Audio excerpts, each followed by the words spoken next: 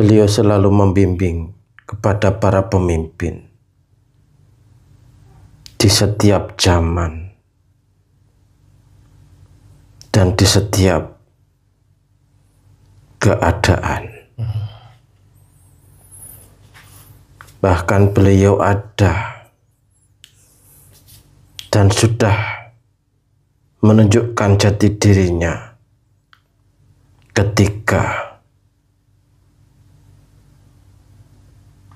kerajaan di Atlantis sudah ada. Itu berarti beliau ada di kerajaan Atlantis.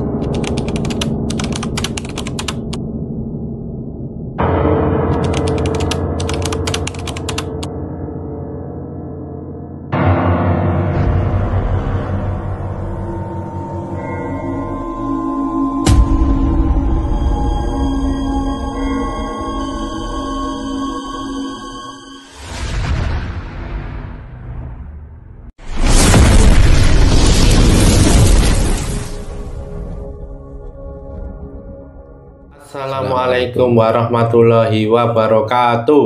Alhamdulillah wa syukurillah wa nikmatillah wa la haula wa la quwata illa billah. Kembali lagi ke channel Padepokan Bledek dengan saya Mbah Aris dan rekan saya Pak Kamsir. Kami mengucapkan terima kasih kepada subscriber Padepokan Bledek yang sudah menonton video dari channel Padepokan Bledek, meng-like, meng-share, membagikan, memberikan komentar, dan kami mohon maaf apabila belum bisa membalas satu persatu dari komentar subscriber Padepokan Bledek karena keterbatasan dari kita. Semoga subscriber Padepokan Bledek dimanapun berada, baik di dalam maupun di luar negeri, yang saat ini sedang sakit, semoga Allah segera sembuhkan dan angkat penyakitnya dan sembuh secara total. Amin, amin ya rabbal alamin. Yang sekarang sedang ada masalah, baik masalah di keluarganya, di pekerjaan, di masyarakat, di pribadinya, di percintaannya, apapun masalahnya, semoga Allah segera berikan jalan yang terbaik, solusi dari masalah-masalah, sehingga masalahnya cepat selesai. Amin.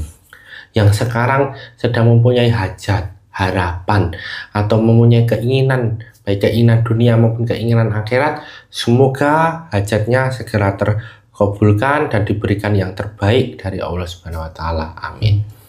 Yang saat ini sedang belum mempunyai istri atau belum mempunyai suami, semoga segera didatangkan jodoh yang sesuai, yang terbaik, yang soleh dan soleha, yang mendukung, yang bisa membimbing ke subscriber Padepokan Bledek sekalian. Amin. Amin, amin, amin ya rabbal alamin.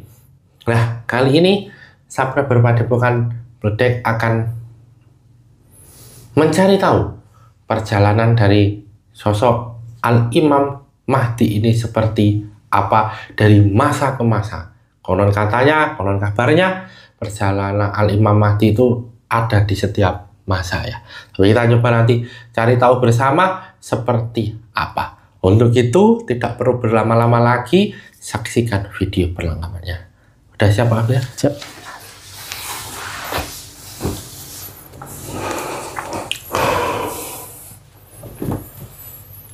Assalamualaikum warahmatullahi wabarakatuh. Bantu saya menarik makhluk gaib yang mengetahui tentang perjalanan Imam Mahdi sekarang.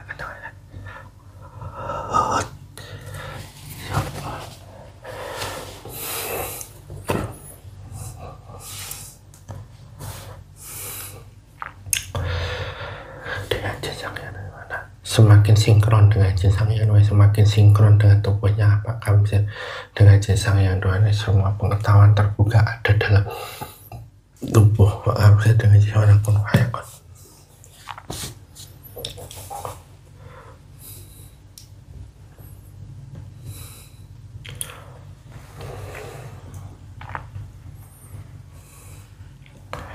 Assalamualaikum warahmatullahi wabarakatuh. Waalaikumsalam warahmatullahi wabarakatuh. Ini dengan siapa saya berbicara? Saya dengan Jin Muslim. Oh, dengan Mbah Jin Muslim ya? Iya. Nah, tadi sudah mengucapkan salam Kalau seperti itu berarti sudah muslim ya. Iya, Kalau boleh tahu siapa yang memuslimkan? beliau. Oh, beliau. Nah, kalau itu syahadatnya boleh Mbah Jin. Bismillahirrahmanirrahim. Asyhadu an la ilaha illallah wa asyhadu anna Muhammadar Rasulullah. Alhamdulillah, terima kasih, berarti benar sudah muslim. Nah, ini kalau boleh tahu asalnya dari mana? Saya dari daerah wilayah Nusantara. Oh, dari salah satu daerah wilayah Nusantara ya? Iya, Oh, usianya kalau boleh tahu? 4000 tahun. Oh, 4000 tahun. Berarti sudah lama sekali. Iya, Nah, tadi kan kita mencoba untuk mencari tahu ini Mbak, tentang sebenarnya perjalanan Imam Mahdi itu dari awal sampai sekarang ini seperti apa. Nah, itu berarti Mbah yang diizinkan untuk menceritakan ya? iya. Oke, alhamdulillah. Nah, boleh ceritakan seperti apa sih Mbah perjalanannya?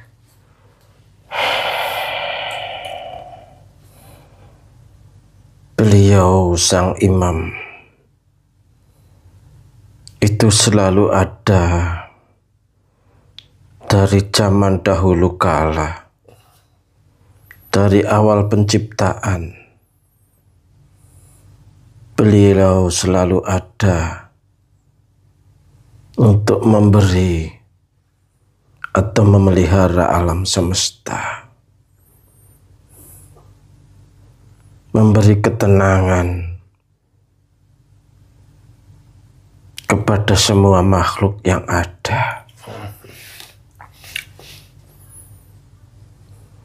Di setiap zaman, di setiap kehidupan, beliau selalu memperingatkan, memberikan perlindungan, memberikan pengarahan untuk mengarah kepada kebenaran yang sejati. Beliau selalu membimbing kepada para pemimpin di setiap zaman dan di setiap keadaan. Bahkan beliau ada dan sudah menunjukkan jati dirinya ketika kerajaan di Atlantis sudah ada. Itu berarti beliau ada di kerajaan Atlantis? Iya, Oh, loh kok bisa ada di kerajaan Atlantis? Ceritanya antara relasi dengan beliau yang Imam Mahdi itu seperti apa, Pak? karena Imam Mahdi itu diturunkan oleh Yang Maha Kuasa untuk menjadi penenang di bumi, menjadikan rahmatan lil alamin bagi seluruh penduduk, baik yang berubah fisik maupun yang berubah gaib, baik tumbuhan maupun semua makhluk yang ada. Alam pun mengenal sama beliau. Dimanapun beliau berada, alam akan menunjukkannya. Biasanya di wilayah itu akan lebih terasa sejuk dan nyaman karena pancaran ilahiyah yang beliau miliki. Dan dari pandangan gaib akan terlihat cahaya yang terang benderang di mana beliau berada. Cahaya itu bagaikan cahaya rembulan di bulan purnama, terang tetapi tidak panas, tidak ada bayangan, dan tidak menyilaukan. Nah, tadi kan katanya kan di Atlantis ya. Nah, maksudnya nih Al-Imam Mahdi atau beliau ini di Atlantis sebagai apa kalau boleh tahu? Imam Mahdi selalu menjadi pembimbing. Pembimbing? Iya. Oh, berarti bukan pemimpin waktu di Atlantis dulu? Beliau selalu mendampingi pemimpin. Oh. Dimanapun berada. Beliau tidak akan menampakkan diri. Karena walaupun menampakkan diri pun tidak akan banyak orang mengenalnya. Tetapi secara hakikatnya beliau adalah pemimpin yang sejati. Jadi ini kalau boleh disimpulkan bahwa Al-Imam Mahdi ini sebelum nanti di akhir zaman, beliau dari masa ke masa menjadi pembimbing dari para orang-orang atau raja-raja di setiap masanya gitu. Iya. Oh, itu para raja-raja di setiap masanya, termasuk tadi kerajaan Atlantis kan tentunya ada rajanya ya. Iya. Nah itu kan tahu bahwa sosok Al-Imam Mahdi itu ada pada waktu itu. Iya tahu. Oh, didasarkan dari apa kok bisa tahu seperti itu? Karena memang raja-raja itu selalu minta petunjuk. Dan selalu minta bimbingan. Apabila tanpa itu mereka pasti tidak akan bertahan lama. Tidak akan kuat. Nah, setelah mereka para beliau-beliau ini minta petunjuk kan itu dibawa oleh Al-Imam Mahdi itu. Iya. Karena beliau yang membimbing, memberi arahan, memberi cara bagaimana menyembah kepada yang kuasa dengan benar. Nah, kenapa beliau bisa selalu ada di setiap zaman itu? Beliau berwujud manusia atau masuk ke diri-diri manusia atau bagaimana, Mbak? Tergantung dengan keadaan. Terkadang beliau tampil sebagai seorang pemimpin spiritual atau pemimpin agama. Atau kadang dengan bisikannya atau secara halusnya beliau memberi pengarahan. Jadi memang dihadirkan Allah untuk bertugas membimbing itu tadi ya? Iya. Ada tugas lain nggak dari membimbing itu tadi? Pada khususnya adalah membimbing rohani kepada para pemimpin dan rakyat pada umumnya, supaya tidak salah langkah dan untuk keselamatan baik di dunia maupun di alam kemudian.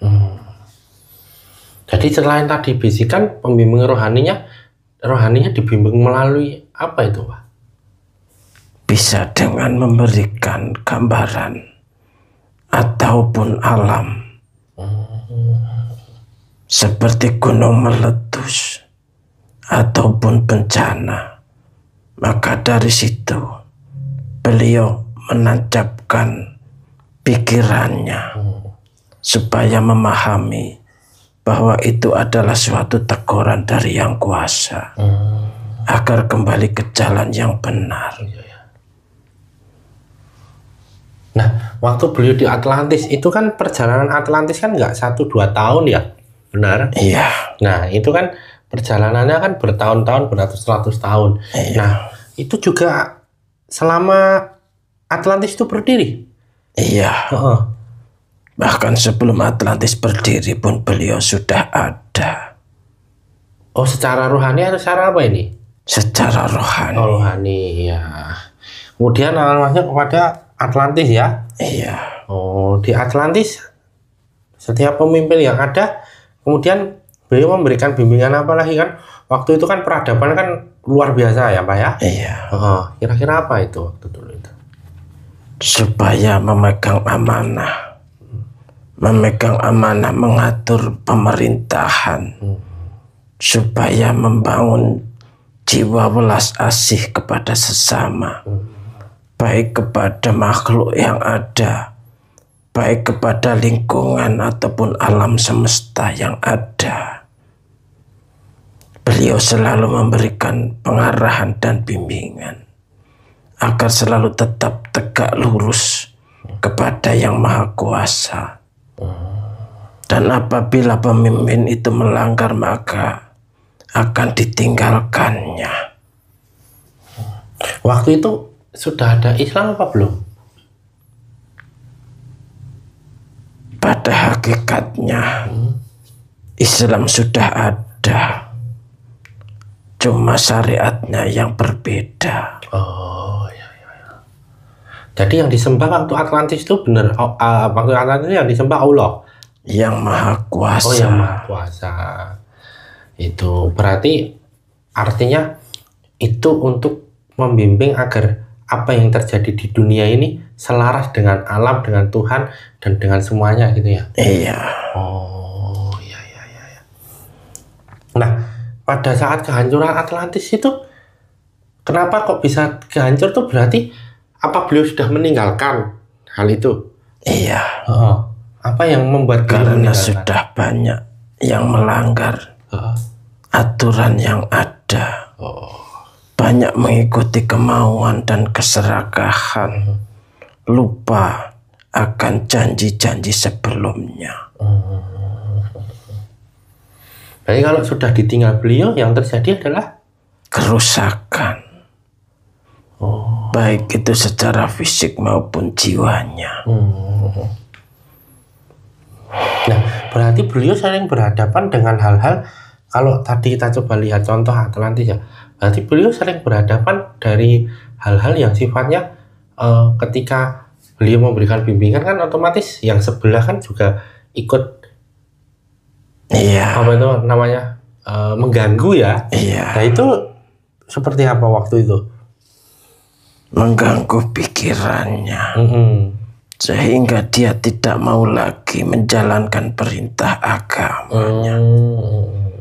Dia selalu mengejar kesenangan, kemewahan yang membuat lupa akan dirinya.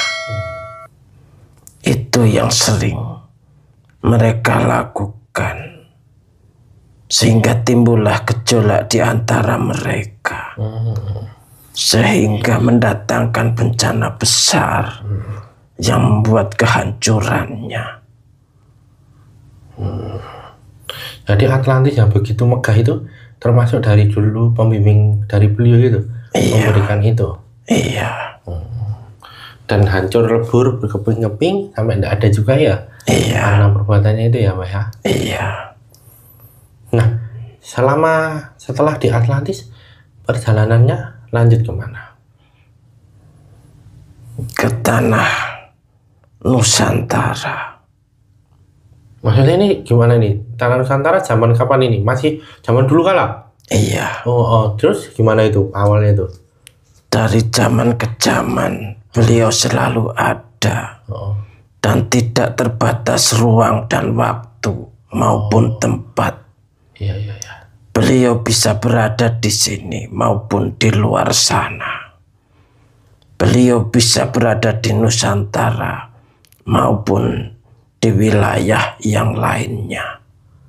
Artinya satu kali waktu ada banyak gitu? Atau memang berpindah-pindah? Berpindah-pindah. Oh, berpindah-pindah. Nah, kalau dari Nusantara apa yang beliau lakukan waktu itu? Waktu zaman apa itu? Zaman keruntuhan Atlantis. Setelah keruntuhan Atlantis itu? Berpindah ke Nusantara bagian barat. Karena sudah terputus antara Swarna Dwipa dan Jawa Dwipa. Jadi Atlantis itu menyebabkan terputusnya Swarna Dwipa dan Jawa Dwipa. Iya. Berarti orang-orangnya banyak yang tenggelam waktu itu. Banyak sekali. Dan yang di Pulau Swarna Dwipa dan Jawa Dwipa ada peradaban lagi. Ada. Oh. Itu yang terselamatkan. Oh, yang terselamatkan. Nah, setelah itu beliau Al-Mamati membimbing di daerah Jawa Dwipa. Iya. Apa yang dilakukan waktu itu? Memberi bimbingan. Khususnya sisa-sisa dari masyarakat Atlantis. Termasuk di Gunung Padang. Oh, itu termasuk peninggalan dari Atlantis? Iya. Nah, waktu itu Gunung Padang apa kalau boleh tahu? Itu tempat pemujaan. Pemujaan ini dalam arti tempat peribadatan? Iya. Oh, iya. Nah, waktu di situ kan berarti kan masyarakatnya kan masih belum mempunyai seorang pemimpin ya, Mbak, atau sudah? Sudah. Terus membimbing di AS itu ya? Iya. Oh. Tempat pemujaan artinya memuja dewa atau apa ini maksudnya? Tidak. Oh, tidak. Memuja kepada yang maha kersa. Maha kersa? Iya, atau yang resahkan. Yang bahasa resahkan. Jawa. Iya. Atau sang yang tunggal. Atau yang maha kuasa. Oh, atau yang maha kuasa. Nah, di situ beliau lama membimbing itu. Iya. Di samping itu beliau juga memberi bimbingan di seluruh penjuru dunia yang lain. Setelah dari situ? Iya. Ada di bagian dunia sebelah mana aja kalau boleh tahu? Di wilayah timur maupun di wilayah barat. Dimanapun beliau menghendaki. Di mana di wilayah itu terjadi pergolakan, beliau yang selalu memberikan ketenangan. Memberikan ketentraman. Memberikan bimbingan kepada pemimpinnya yang masih memegang ajaran penyembahan kepada yang kuasa.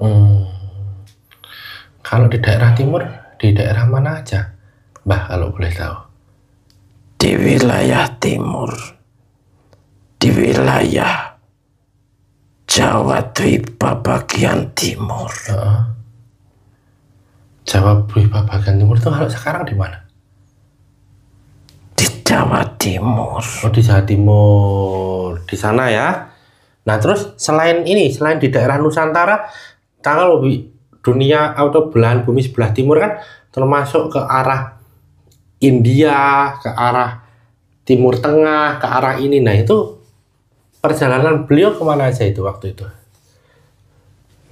Beliau berjalan kemanapun yang beliau kehendaki. Kalau di daerah Timur Tengah itu ada nggak? Ada. Karena kenapa kok di Timur Tengah ada, Mbak? Karena di situ banyak pergolakan. Dan beliau yang menyelamatkan penduduk yang masih mengikuti ajaran yang benar. Beliau itu adalah sosok penolong. Karena welas asihnya tidak tega apabila ada orang yang masih berbuat baik akan celaka. Nah, kalau boleh tahu di Timur Tengah emang ada yang seperti itu? Maksudnya emang dulunya seperti apa kok ada gejolak-gejolak seperti itu? Banyak yang berebut kekuasaan maupun berboya-boya mengikuti kemauan nafsunya. Ini pas zaman dulu juga sama? Sama saja. Cuman berbeda penampilannya saja. Pada hakikatnya dimanapun, di zaman apapun, sama saja. Ada orang baik dan ada orang jahat. Nah, ini kan tadi kan berarti ada di Timur Tengah. Memang kalau dulu di Timur Tengah itu emang ada hal yang apa, Mbak? Apa keyakinan atau penyembahan atau berbeda dengan Swana Dwipa dan Dwipa atau bagaimana? penyembahan berhala. Oh, di sana. Oh, iya ya, benar. Oh, udah sejak lama itu. Penyembahan kepada jin-jin fasik. Mereka bersekutu dengan jin fasik. Iya. Jadi waktu di Timur Tengah pada waktu itu berarti zaman-zaman Nabi dong kalau kayak gitu ya? Iya. Oh, itu sudah ada juga beliau? Sudah. Oh, iya. Nah, dari itu kan berarti kan 1500-1400 tahun yang lalu ya? Iya. Ya kan, atau 2000 tahun yang lalu lah. Nah, setelah itu lanjut perjalanan beliau berputar ke penjuru dunia, mencari pemimpin yang bisa melanjutkan ajaran yang benar untuk disebarkan di seluruh dunia, untuk menjaga ketentraman dunia ini. Nah, berarti kalau gitu sejak zaman Nabi Adam sampai Nabi Muhammad juga ada terus dong? Selalu ada. Oh, selalu ada. Jadi dimanapun tempat, di situ ada menyembah atau beribadah kepada Tuhan yang Maha Esa. Ada kemudian bergejolak-gejolakan terhadap penyembahan yang tadi berhala dan lain sebagainya, beliau ada di situ. Iya. Oh, nah ini berarti dalam bentuk ruh ya? Akhirnya ya? Iya. Ruh suci. Oh iya, ruh suci. Dan akhirnya kalau boleh tahu, sekarang beliau di mana? Tidak boleh. Tidak boleh Disebutkan. Oh, tidak boleh disebutkan. Tapi yang pasti dimanapun ada rakyat yang masih menyembah dengan benar, beliau selalu ada. Oh iya ya, berarti menyembah dengan benar ya. Tidak terbatas ruang dan waktu. Nanti kalau menyembah dengan benar kan, kalau sekarang kan keyakinan kan sudah sempurna ya dengan dibawakan dengan Islam kan, Pak? Nah, iya. Benarnya dalam arti apa ini? Dalam arti ajaran yang benar-benar bersih, yang ada sanadnya langsung. Oh, yang ada sambungannya ya? Iya. Murni ya? Iya. Iya. Nah, kalau boleh tahu ciri-ciri dari tempat itu tuh bisa digambarkan nggak? Ciri-cirinya itu seperti apa? Ciri-ciri tempatnya kalau dilihat secara gaib sebagaimana yang saya utarakan tadi, akan terlihat cahaya terang benderang, sebagaimana cahaya rembulan di bulan purnama. Iya. Terang, tidak menyilaukan dan tidak panas, tapi tentram dan sangat menyejukkan hati. Tapi kalau secara fisik ada tanda-tanda tertentu nggak di situ? Ada. Apa itu tanda-tandanya? Secara fisik, secara daerah fisiknya atau ininya apa? Penduduk di situ akan makmur, tentram, adil, dan jarang terjadi kejahatan. Oh, iya. Berarti kalau kayak gitu juga terhindar dari banyak bencana dong? Iya, pasti itu. Ya, karena perlindungan dari Yang Maha Kuasa. Oh, terhadap beliau ya? Terhadap beliau. Dan daerah sekitarnya. Iya. Itu. Nah, dari perjalanan Imam Mahdi itu berarti dalam misi sebagai tangan Tuhan, tangan Allah untuk nanti ke akhir zaman dong, Mbah ya? Iya. Oh. Nanti kalau benar-benar akhir zaman berarti langsung benar-benar masuk ke dalam sosok manusia ya? Iya. Oh. beliau yang benar-benar akan tampil untuk melawan Dajjal. Kalau boleh tahu perjalanan beliau pada saat ini, apakah akan ada nanti perjalanan lagi atau ini sudah yang terakhir? Ini yang terakhir. Oh, ini yang terakhir. Tapi untuk selanjutnya itu rahasia dari Yang Kuasa. Berarti bisa dikatakan kalau yang terakhir nanti di zaman ini akan menghadapi dengan Dajjal dong, Mbah? Iya. Oh gitu. Ya. Nah, sedang apa dilakukan beliau kalau kayak gitu? Karena kalau waktu dulu kan jelas kan tadi gambaran waktu dulu dengan sekarang perbedaannya apa, Mbak? Dengan zaman yang sekarang? Zaman sekarang lebih banyak terganggu pikirannya dengan gemerlap dunia dan teknologi yang dibuat oleh manusia itu sendiri. Mereka mempertuhankan apa yang telah Dia ciptakan sendiri. Kalau dahulu berhala itu berupa patung, kalau sekarang apapun itu bisa menjadi berhala. Kekuasaan, kekayaan, maupun apapun yang dia sukai, secara sadar maupun tidak sadar, mereka telah menganggap itulah Tuhannya, yang tidak mau ditinggalkannya, yang selalu ada dalam pikirannya, bahkan mengikat dalam hatinya. Dia lupa, mereka lupa bahwa itu semua adalah cobaan. Itu adalah ujian supaya lupa dengan kehidupan yang sebenarnya akan dihadapi. Ya. Nah, waktu itu berarti kedatangan akan membasmi hal itu.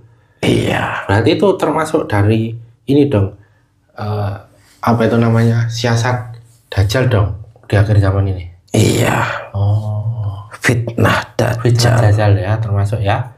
Yang kelihatannya baik, belum tentu itu yang sebenarnya.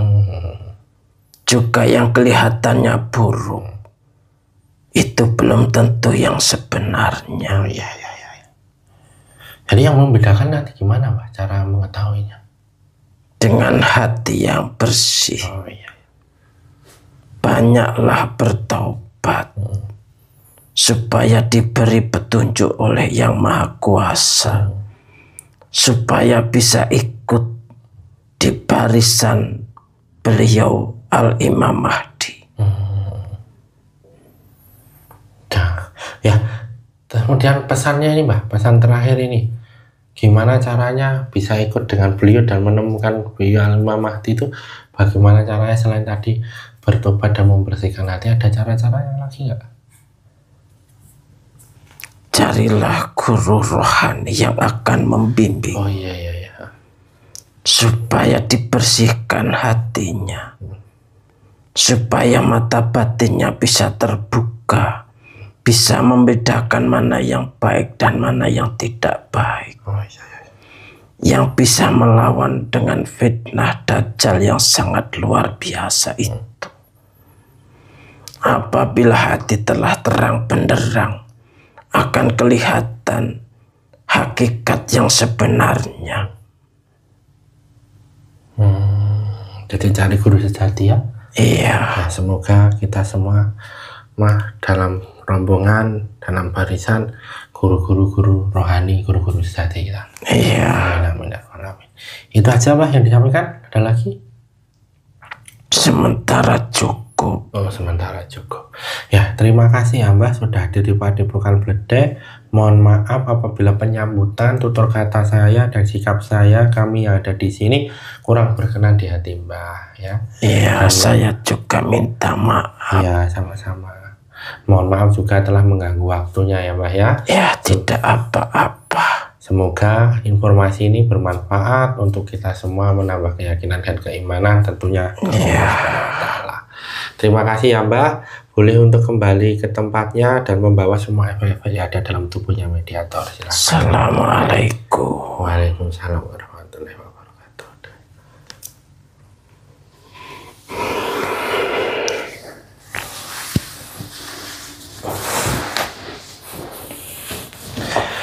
Ya, Sahabat Padepokan Bedek, tadi kita sudah mendengar cerita kisah perjalanan beliau Al-Imam Mahdi dari masa ke masa dan dari zaman ke zaman. Semoga ada kebermanfaatan yang bisa diambil dalam perjalanan tadi Al-Imam Al-Mahdi. Satu pesan penting bahwa kebenaran mutlak milik Allah Ta'ala, kesalahan milik kita sebagai hambanya.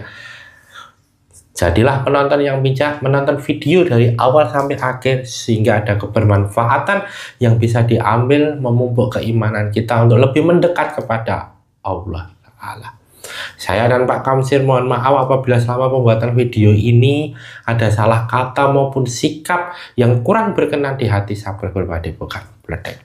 Semoga Sahabat Padepokan Bedek senantiasa mendapat kebahagiaan, kebaikan, dan ridho dari Allah Subhanahu wa Ta'ala. Amin, amin ya rabbal alamin. Jangan lupa untuk komen, like, subscribe, dan nyalakan loncengnya untuk mengetahui video-video terbaru dari Padepokan Bedek. Saya dan Pak Kamsir pamit undur diri. Sampai jumpa di video-video selanjutnya. Akhir kata, wassalamualaikum warahmatullahi wabarakatuh.